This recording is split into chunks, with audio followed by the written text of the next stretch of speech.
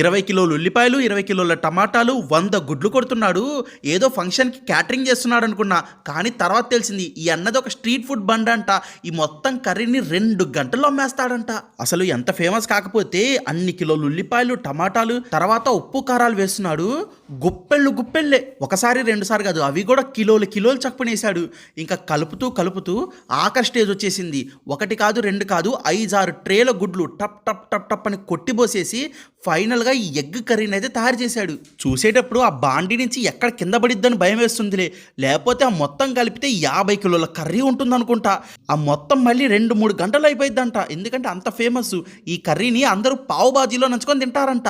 Polo బొక్కంతుంది ఆ బాండి. దాంట్లో ఎన్నేండ్ర ఇందా నుంచి ఆ పిండి చల్లుతున్నాడు. అలా చేతులు ముంచుతున్నాడు, దాంట్లో పిండి చల్లుతున్నాడు. ఏం వంటకం చేస్తున్నాడని దగ్గరికి వెళ్ళి చూస్తే తెలిసింది ఈ అన్న చేసే వంటకం పేరు గేవర్ అంట. అలా శనగపిండితో గారెలాగా చేసేసి దాన్ని పంచదార పాకమో లేకపోతే బెల్లం పాకంలో ముంచుకొని తింటారంట. ఇది ఒకటొచ్చేసి 30 రూపాయలు. మన వైపు అంత ఫేమస్ కాదులే కానీ ఇది వచ్చేసి నార్త్ ఇండియా అన్నమాట. బకెట్లు కూరను పోస్తున్నారు. అయినా అయిపోతూనే ఉన్నాయి. అంత తినిపడేస్తున్నారబ్బా జనాలు. 10 రూపాయలకి చపాతీ కర్రీ అని బోర్డు పెట్టగానే కుప్పలు తిప్పలుగా జనాలు వచ్చి పడ్డారులే. ఆ క్రౌడ్కి తగ్గట్టే వీళ్ళు కూడా రోటీలు అయితే తయారు చేసుకుంటున్నారనమాట. ఇలా ప్లాస్టిక్ రాపలో చుట్టిన రోటీల్ని ఒకదాని తర్వాత వెళ్తాం తేటం అయినా అయిపోతూనే ఉన్నాయన్నమాట. ఇంకా వచ్చిన వాళ్ళకి 2 రోటీలు కర్రీ, కొంతమంది 3 తింటున్నారు, కొంతమంది 4 తింటున్నారు. 10 రూపాయలే కదా ఒక రోటీ. ఇంకా దబ్బా దీని పడేస్తున్నారులే. ఇది నార్త్ ఇండియాలో కాబట్టి సరిపోయింది, కానీ మన వైపు ఉంటే అసలు తట్టుకునే వాళ్ళు కాదులే. ఇవే ఎద్దుపూరి అంటే ఎద్దుతో తయారు చేసేవి కాదు. చూడటానికి ఒక్కొక్కటి ఎద్దులాగుంటుందిలే. అది చూడండి 10 మంది కలిసి తిన్నా కూడా అవ్వదన్నమాట. అంత పెద్ద పూరీల్ని వీళ్ళైతే తయారు చేస్తున్నారు. ఇంతకీ వీళ్ళు ఈ పూరీలతో ఏం చేస్తారనే కదా. నార్త్ ఇండియాలో ఇది హల్వా పూరి అన్న పేరుతో బాగా ఫేమస్ అంట.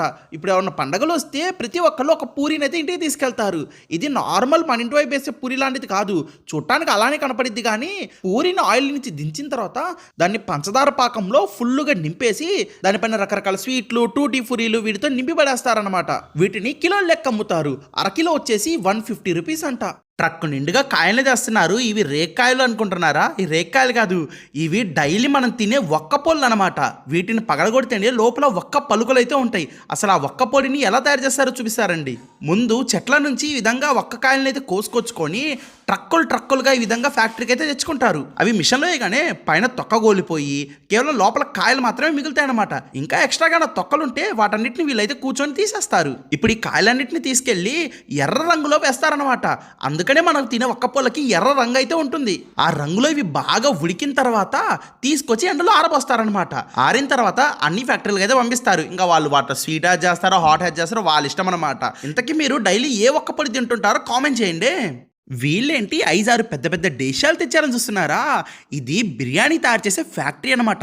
ఇది మీ లైన్ చివరి ఉండే చికెన్ బిర్యానీ షాప్ లాంటిది కాదు. ఒక్క రోజుకి 100 నుంచి 200 కిలోల చికెన్ బిర్యానీ, మటన్ బిర్యానీ అయితే వండుతారనమాట. దానికోసమే 50 కిలోల ఉల్లిపాయలు అయితే ముందు ఇక్కడ వేయించుకుంటున్నారు. నెక్స్ట్ 10-20 బిర్యానీ దేశాలు పెట్టి దాంట్లో రకరకాల మసాలాలు అయితే వేసుకుంటారనమాట. ఒకేసారి 20 నుంచి 30 మంది వర్కర్స్ ఉంటే కానీ ఇక్కడ పని అవ్వదు. ఎంతమంది కలిపి చేస్తున్నారు చూడండి. దాంట్లో 10 నుంచి 20 కిలోల చికెన్ వేసి మిక్స్ చేసి దానిపైన పెరుగు వేసి మళ్ళీ మసాలాలు వేయడం, మళ్ళీ మిక్స్ చేయడం, ఇలా రకరకాల స్టేజ్ల్లో వీళ్ళు ఎంతో మంది ఉంటే కానీ ఇక్కడ పని అవ్వదబ్బా. చివరికి బాస్మతి రైస్ని 70% ఉడకబెట్టేసుకొని తీసుకొచ్చి తింటూ పోస్తారనమాట. పైన మంచి ఫ్లేవర్ కోసం బిర్యానీ మసాలాలు, బిర్యానీ ఆయిల్స్ ఇలాంటివన్నీ వేసేసి తీసుకెళ్లి పొయ్యి మీద పెడతారు. అరగంట తర్వాత ఓపెన్ చేయగానే గుమగుమలాడే బిర్యానీ అయితే రెడీ అయిపోతుంది. దీన్ని భారీ లెవెల్లో ఫ్యాక్టరీ లెవెల్లో అమ్ముతారనమాట. డైలీ వాడే మట్టి గాజుల్ని మట్టితో తయారు చేస్తారనుకున్నారు. ఈరోజు ఫ్యాక్టరీకి వచ్చి అసలు ఈ గాజుల్ని ఎలా తయారు చేస్తారో చూపిస్తారండి. ముందు చెత్తలో పగిలిపోయిన గాజు ముక్కలు, గాజు సీసాలు, గాజు బాటిల్లు వీటన్నిటిని అయితే కలెక్ట్ చేసుకుంటారు. వాటిని కన్వేర్ బెల్ట్ మేము పంపిస్తూ నీట్గా క్లీన్ చేసేసుకొని నీళ్ళతో బాగా కడుగుతారు. ఇప్పుడు ఆ గాజు ముక్కల్ని పొయ్యిలో వేయగానే అది బాగా కరిగిపోతుంది. ఇక్కడ వీళ్ళు ఎంత పెద్ద సాహసం చేస్తున్నారో చూడండి. ఆ కరిగే గాజుని పుల్లలతో ఈ విధంగా బయటికి తీసుకొచ్చుకుంటారు. అంత వేడిలో ఉన్నా కూడా వాటిని గాజులాగా తయారు చేయడం అయితే మొదలు పెడతారనమాట. చూడడానికి తెల్లగా చల్లన్నట్టున్నాయి, కానీ పట్టుకుంటే మనిషి కూడా మాడిపోతారు. 1 గంట పాటు అలా వదిలేస్తే అవి చల్లగైపోతాయి. తర్వాత వాటికి కలర్లు వేస్తారు. తీసుకెళ్లి వాటిని నీట్గా కట్ చేసేసి ఇంకా బండలు మేము పెట్టేసి అమ్మేస్తారనమాట.